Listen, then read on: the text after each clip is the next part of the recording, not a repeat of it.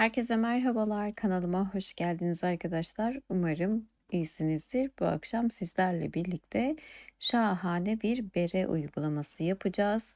Hem modeli hem de kendisi gerçekten çok kolay bir model. Elinizde her kalınlıkta bir yünle çalışabilirsiniz ama böyle daha orta kalınlıkta ve makarna yünü diye tabir ettiğimiz yünlerde görünümü daha güzel oluyor. O yüzden tavsiye edeceğim 100 gramı 120 metre uzunluğunda olan bu tarz ipler arkadaşlar. Ben normalde sizlere bu modeli bu şekilde renkli bir yünle çalışacaktım ama kameranın karşısına gerçekten gözükmüyor örnek. O yüzden buna eş değer olabilecek şekilde elimde yine kar topunun eski bir iplerinden vardı ve onu kullanmaya karar verdim. Şiş olarak iki farklı şiş kullanacağım. Çünkü daha böyle ressam beresi uygulamasını yapmak istediğim için bir tane 7 numara, bir tane de 8 numara misina şişim var. Bu versiyonu iki şekilde uygulayacağız sizlerle birlikte. Öncelikle bizim ülkemizde daha çok dikişli versiyon tercih edildiği için büyük anlatımı dikişli olana vereceğim arkadaşlar. 7 numaralı misina şişme makarna yünü diye tabir ettiğimiz ipimizde toplam 63 tane ilmek attım. 63 adet ilmeğimizi bildiğimiz klasik bir düz bir ters şeklinde lastik çalışması yapacağız. Kenar, başlangıç ve bitiş ilmeklerimiz ters ilmek yani haroşo ilmek olacak. Dikişte kullanacağımız için mutlaka ön yüzde de olsun, ters yüzde de olsun başlarken biterken her seferinde örerek alacağız arkadaşlar. Bir ters bir düz şeklinde lastik örgümü kurmaya başlıyorum.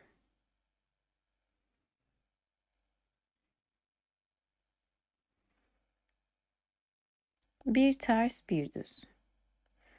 Dikişe gireceği için başlangıçtaki ters ilmeğimizi mutlaka ters öreceğiz. Biterken de mutlaka ters öreceğiz. Özellikle oraya dikkat edin. Geri kalan diğer yerleri bildiğiniz gibi yapabilirsiniz. Bakın son ilmeğim ters, onu da mutlaka örüyorum. Bu birinci sıra ön yüzümüzde, ters yüzümüze dönüyorum. Bakın ters yüze başlarken de ne dedim? Mutlaka örerek o ters ilmeğimizi alıyoruz. Çünkü başlarken burada iki ters yan yana gelecek ama olsun. Bizim başlangıç ve sonuncu ilmeklerimiz dikişe gireceği için onu lastikten saymayabilirsiniz. Bir düz bir ters şeklinde lastik örgümüzü yapıyoruz. Yani ben bu modeli lastikli çalışacağım. O yüzden önce lastik örgümü istediğim boyuta gelene kadar örüyorum.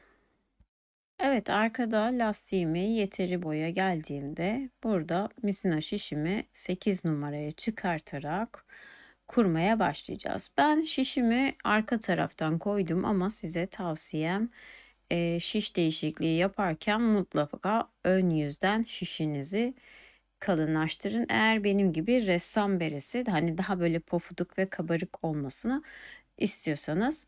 Daha sonra yaklaşık 10 sıra kadar lastiğimi ördüm.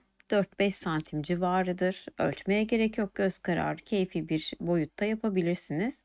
Ön yüzden örneğimin birinci sırasını kurmaya başlıyorum.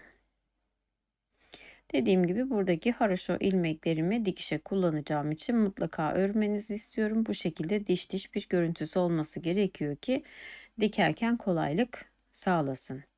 Yine kenar ilmeğimi ters örerek aldım. Şimdi sıradaki ilmeğimize bakıyoruz. Düz ilmeğimizi nasıl öreceğiz arkadaşlar? Öncelikle dibindeki bu örülmüş ilmeği alacağız. Şişimize koyacağız.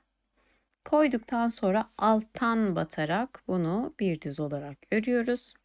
Sonraki ilmeği bakın onu da şöyle alttan alıp örmeden sağ şişimize koyuyoruz. Düz ilmekleri bu teknikle öreceğiz. Ters ilmeğe geldiğimizde ters olarak örüyoruz. Düze geldiğimizde ilmeği alttan aldık. Şişimize koyduk ve bir düz olarak ördük. Asıl ilmeğimiz sol taraftaki ilmek. Onu da şöyle yönünü çevirip örmeden sağ şişimize alıyoruz. Ters ilmeği ters, Düz ilmekleri alttan aldım. Şişime koydum. Bakın şöyle normal alıp koyuyorum ve sonra hemen sağ tarafa doğru kesim yapar gibi örüyorum. Alttan batarak, arkadan değil, alttan batıyoruz ve aldığımız ilmeği düz olarak örüp asıl ilmeğimizi örmeden sağ şişe, yani hemen yan tarafına alıyoruz. Sıra boyu bu tekniği öreceğiz. Şöyle ben özellikle ilk kurulum olduğu için biraz uzunca göstermek istiyorum. Dibinden aldım, ördüm, örmeden aldım. Tersi ters örüyoruz. Düzü dibinden aldık. Bakın şu şekilde alıyoruz. Şişe koyduktan sonra bir düz örüyorum. Sonraki ilmeği, bakın onu da şöyle alıp yanına koyuyorum. Bir çiftli bir de tekli ilmeğimiz olacak artık bu kurulum sırasından sonra. Sonuna kadar aynısını yapıyoruz. Dibinden aldım.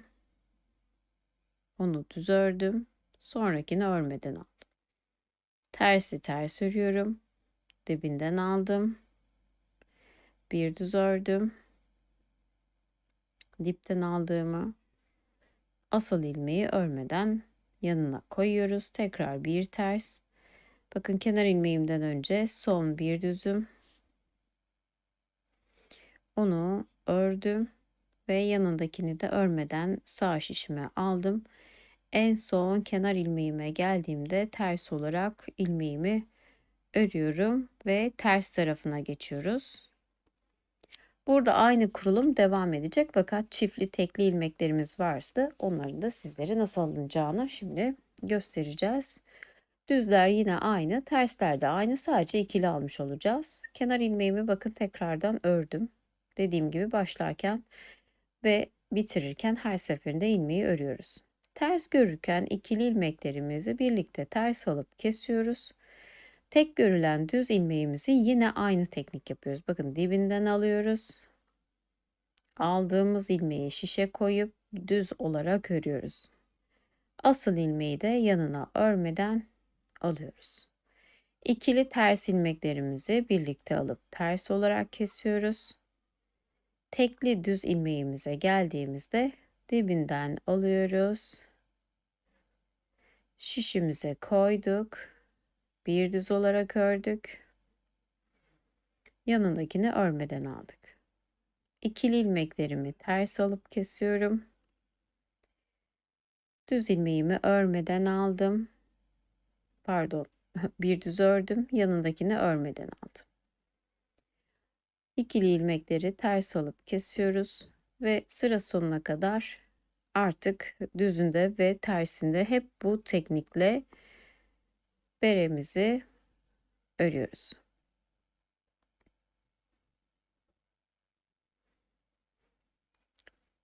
İlmeği aldıktan sonra şişimize koyduk.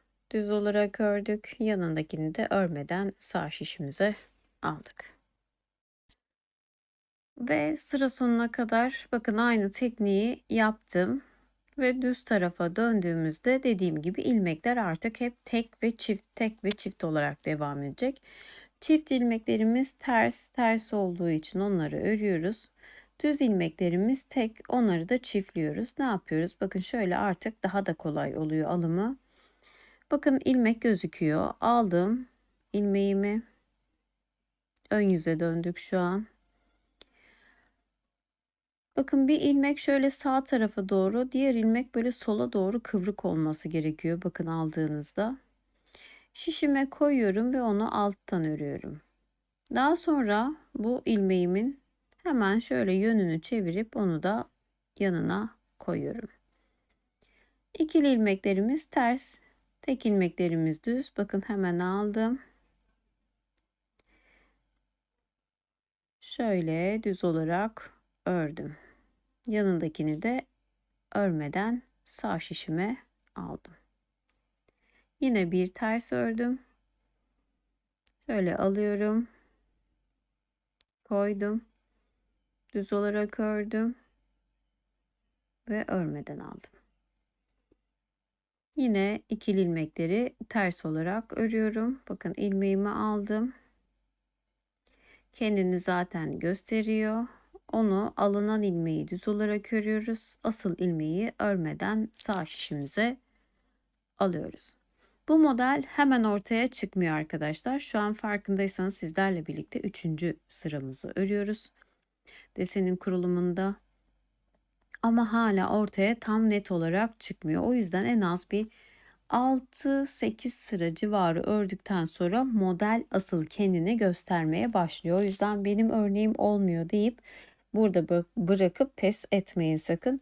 İlk başta ben çünkü o şekilde çok yaptım. Siz o hataya düşmeyin diye sizi özellikle uyarıyorum.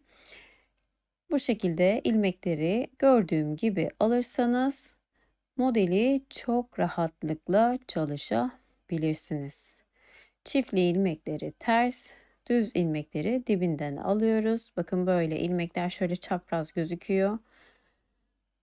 İlk aldığımı koyup düz örüyorum alttan batarak. Sonrakini de şöyle alttan alıp yanına ekleyiveriyorum ve bu şekilde istediğimiz boyuta gelene kadar aynı tekrarla ön yüzde ve ters yüzde çalışarak devam ediyoruz.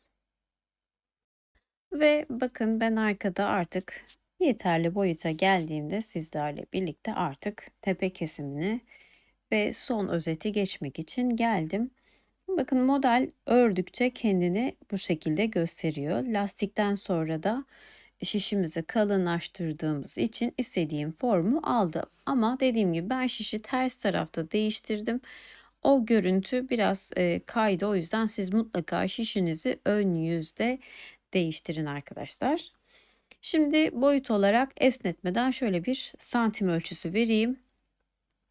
Esnetmeden benim enine 63 ilmeğimin açılımına bakalım. Yaklaşık olarak 43 santim. Bu esneme ile birlikte 55'i ve daha fazlasına geçer. Çünkü ipimiz bayağı bir kalın ip. Peki boyut olarak nereye geldik diye soracak olursak ki benim için önemli olan noktası bu. Ben hafif böyle bir ressam beresi, hani böyle gür saçlı arkadaşlarımın da saçlarını rahatla toplayabilecekleri bir bere olmasını istediğim için 21 santim 20 santim civarı yeterli oldu. Çünkü daha bizim birkaç santimlik bir tepe kesimimiz olacak. Yani yaklaşık bir 2-3 sıra tepe kesmeyi planladığım için bu 22 santime geçecektir. Bu da bizim için yeterli olacaktır.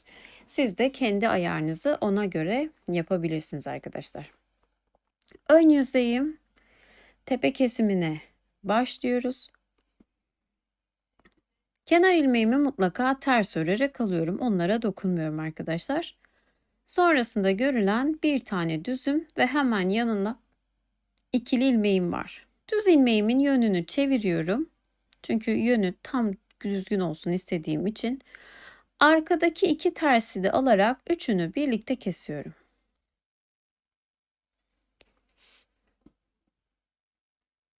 Yönünü çevirdim düz ilmeğimin, şişime koydum ve üçünü birlikte kesiyorum.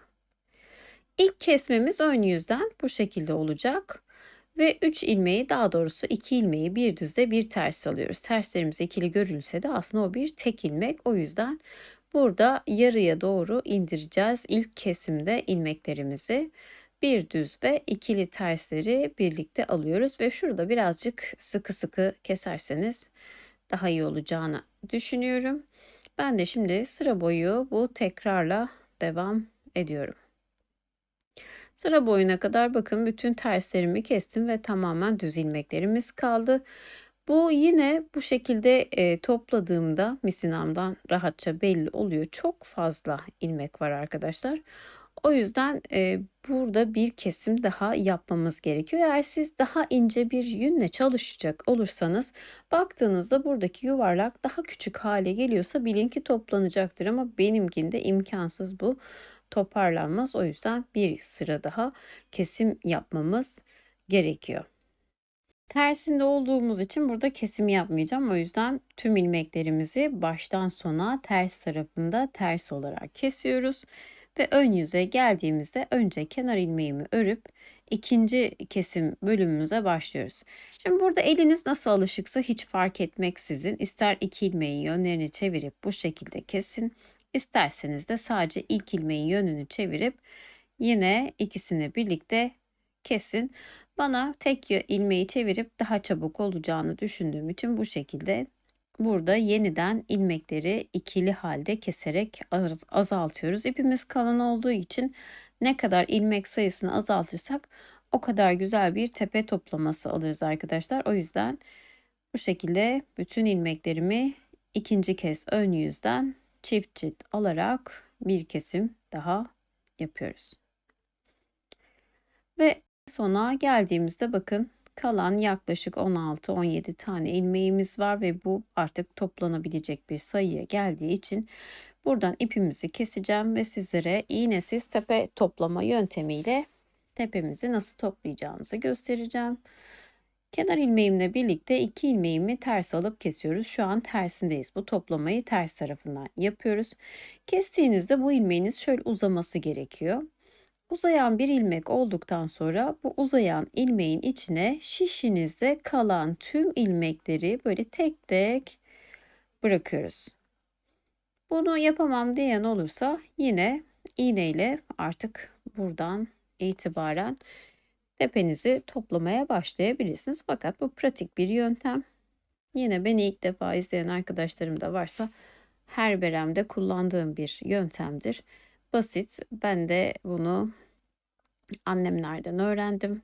Güzel bir yöntem. Hemen şöyle uzayan ilmeğin içine tüm ilmekleri atıyoruz. Bakın kısaldığı zaman elimizde bu ilmekleri uzayan ilmeği çekip yine bollaştırabiliyoruz. Son ilmeği de attıktan sonra bakın şöyle onu iyice çekiyorum ki kaçmasın. Daha sonra dikişte de kullanacağım için ipimi biraz uzunca keseceğim. Şu an arka tarafta gözükmüyor. İpimi kestim arkadaşlar. Kestikten sonra da bu son ilmeğin içinden geçirdim.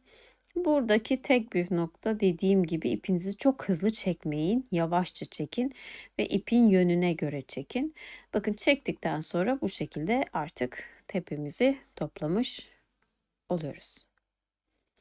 Daha sonra bu kalan iple başta söylediğim gibi özellikle haroşalarınızı her sıra başlarken ve biterken eğer ki ördüyseniz burada bakın şöyle diş diş bir görüntüsü oluyor. Bunları ön yüzden alarak dikiyoruz.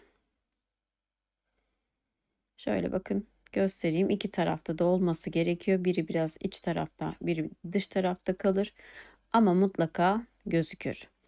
Özellikle kaymaması için de iki yere ayracımı taktım. Bakın sağdaki şu şekilde net gözükürken sol taraftaki biraz daha altta kalıyor ama şöyle bakın kabarık olan noktalar bizim ördüğümüz haroşo dişlerimiz. Buradaki de gözüküyor. Kamerada gösterebilmek adına sizlere çaba harcıyorum şu an arkadaşlar. Bakın buradakiler de şuradan daha net gözüküyor. Bunları karşılıklı denk getireceğiz. Dediğim gibi kaymaması adına şöyle bir iki yere ayracınızı takın. Dikerken tam net bir sonuç alırsınız. Peki şimdi ne yapacağız? Her dişimizden sırayla alarak mesela önce soldan bir kere aldıysak hemen karşı tarafına geçiyoruz. Oradan ilmeğimizi geçiriyoruz. Hemen daha sonra onun tam karşısına bir alt sıraya geçiyoruz. Buradan aldım sağ taraftan. Şimdi bu sağ tarafın hemen karşı yönüne geçiyorum. Atlatmadan her dişi alarak bu şekilde karşılıklı çekiyoruz. Burada ilk etapta çok sıkmanıza gerek yok. Sonradan da sıkarak dikimini yapabilirsiniz. Bu çok klasik, en basit bir dikimdir arkadaşlar. Genelde ön yüzden dikilir bu teknikte. Şu an biz beremizin ön yüzündeyiz. Ve bakın şuralardan.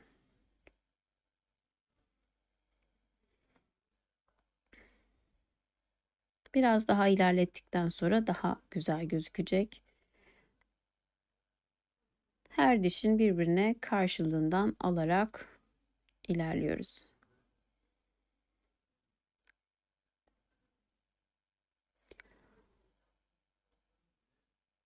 Biraz daha ben arkada ilerleteyim. Yine sizlere küçük bir posta daha göstereceğim arkadaşlar. Özellikle dikişi hiç bilmeyen arkadaşlarımız için.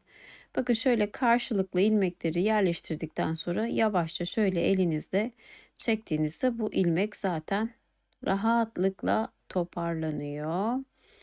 Ve toparlandıktan sonra da bakın şöyle bir görüntü oluşuyor. Ne yapıyorduk? Karşı taraftan aldıysak şimdi bu taraftan alıyoruz. Hemen onun karşısına geçiyoruz. Her haroşo diş başından alarak ilerliyoruz. Hemen onun karşı tarafına geçiyoruz. Buradaki haroşo dişimizden. Sonra hemen karşı taraftakinden. Böyle karşılıklı teğer alır gibi mi diyeceğim artık, nasıl diyeyim. Şöyle karşılıklı geçiriyoruz. Böyle bol konuşamadım birden. Bol bırakın. Daha sonra da şöyle yavaşça onu çekip toparlayabilirsiniz. Sonuna kadar aynı teknikle beremizi diktik. Bakın şöyle bir görüntüsü var. Bu şu an elimle açtırdığım için. İpimi de şöyle içine çektim ama kesmedim. Hemen hızlıca sizlere göstereyim diye. Bakın tepemizin toplamı gerçekten harika oldu. Benim formunu sevdiğim, en çok kullandığım berelerden bir tanesi budur. Geçen sene bunu Selanik'le pullusunu da örmüştük. Hala kullanırım ve herkes, her gören tarifini mutlaka istiyordur. Bu şimdi biraz böyle kabarık gibi durur ama zamanla bu açar arkadaşlar ve gerçekten güzel olur. Şimdi bunu kenara bırakacağım. Bunu biraz daha gösterdikten sonra bunu dikişsiz nasıl yapabiliriz? Ben asıl dikişli hiçbir bereyi çok fazla tercih etmediğim için her modelimi mutlaka dikişsiz çalışmak isterim. Biraz uğraştım ama sizler için bunun da püf noktasını buldum. Onu da yine sizlerle birlikte uygulamak istiyorum. Kısaca da olsa sizlere dikişsiz bu formu nasıl verebileceğinizi de göstermek istiyorum. Elimde bu defa bir tık daha ince bir ip tercih ettim. Gördüğünüz üzere bu çok fazla kalındı. Böyle renkli bir yünüm vardı. Bunu da 73 ilmek attım. Yani 10 ilmek fazla attım ve bu da yetişkinler için yeterli bir sayı oldu ama elden ele çok fark eder. Dikişsiz formumuz bu şekilde. Normal 40 santimlik 6 numara misina şişe taktım. 73 ilmek, daha doğrusu 72'ye düştük. Bir tane ilmeği yedikten sonra buradaki çift sayı olacak. Dikişlideki gibi tek sayı değil. Daha sonra hemen ön yüzden lastikten sonraki sıralarda modelimi kurarken 7 numaraya geçtim. Nasıl ki şeyde dikişli olanda 7'den 8'e çıktık. Burada da 6'dan 7'ye çıktım arkadaşlar. Yine hemen istediğiniz bir lastik boyuna geldikten sonra modelimizi kurmaya başlıyoruz. Zaten sadece ön yüzden kurduğumuz için bir tek bir çift ilmeklerimiz gözüküyor. Şu an farz edin ki lastiğinizi ördünüz ve lastiğin üstüne modeli kurmaya başlıyorsunuz. Şöyle biraz yakınlaştıralım. Ters ilmeklerimizi ters örüyoruz. Düz ilmekleri yine diğer modelde olduğu gibi şöyle alttan alıp şişimize koyuyoruz ve örüyoruz. Aynı teknik arkadaşlar. Hiç değişmiyor. Tersleri ters, düz ilmekleri dibinden alıyoruz, şişimize koyuyoruz ve düz örüyoruz. Yanındakini örmeden aldık. Ters ilmekleri ters, düz ilmekleri dibinden aldık. Bir düz ve örmeden. Şimdi ayracıma kadar bu benim ilk kurulum sıram. Sayıyoruz. Lastiğinizi ördünüz ve hemen bu şekilde ilmeklerinizi örmeye başlıyorsunuz. Dibinden alıyorsunuz düz ilmeklerin. Aldığınız ilmeği düz örüyoruz. Asıl ilmeği de örmeden sağ şişimize alttan bakarak alıyoruz. Tıpkı dikişli modelimde olduğu gibi. Buraya kadar aslında aynı teknik.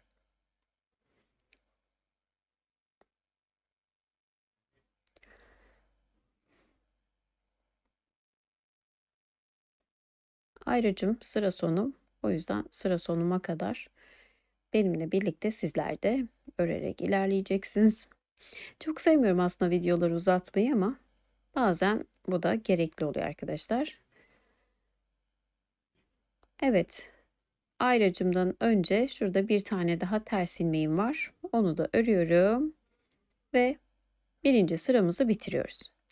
Şimdi burada artık çiftli ve tek ilmeklerimiz var yine. Burada ters ilmeklere dokunmuyoruz. Çiftli ilmeklerimizi şöyle alttan batıp kesiyoruz. Tersler ters kalıyor. Hiç ellemiyoruz. İkili ilmeklerimize alttan batıyoruz. Bakın buradan batıp ikisini birlikte kesiyoruz. Yani tek ilmeğe yeniden çeviriyoruz. Terslere dokunmuyoruz. İkili ilmekleri bakın bu yönden alttan batıyorum. Sağ kesim yapar gibi ve ikisini birlikte kesiyorum. Yani tek olduğunda ilmek çıkartıyoruz. İkili olduğunda ilmekleri sağ kesim yapar gibi kesiyoruz. Yine dikişsiz de örmek isteyenler için, ki bence bu daha pratik oldu arkadaşlar, bu şekilde çalışabilirsiniz. Tepe kesimini yine diğer beremizde olduğu gibi 2 sıra yaparsınız. Boyut olarak yine 22 santim civarı yaparsınız. Şöyle. Bakın aynı görüntü. İster dikişli, ister dikişsiz, bu tamamen size kalmış bir şekilde uygulayabilirsiniz. Ben bunu pratik buldum ama ikisi de çok zevkli, çok güzel örülüyor. Burada siz ipinizi istediğiniz kalınlıkta tercih edebilirsiniz. Kalınlığınıza göre de ilmek ayarınızı yapabilirsiniz. Normal bir berede her zaman attığınız klasik sayıdan şaşmayın arkadaşlar. Daha ince orta kalınlıkta bir yünle de uygulaması yapılabilir. Umarım sizler de beğenir ve çalışırsınız. Siz hangisini beğendiyseniz yorumlara mutlaka belirtmeyi unutmayın arkadaşlar. Bir sonraki videomuzda görüşmek üzere. Hoşça kalın, sağlıkla kalın.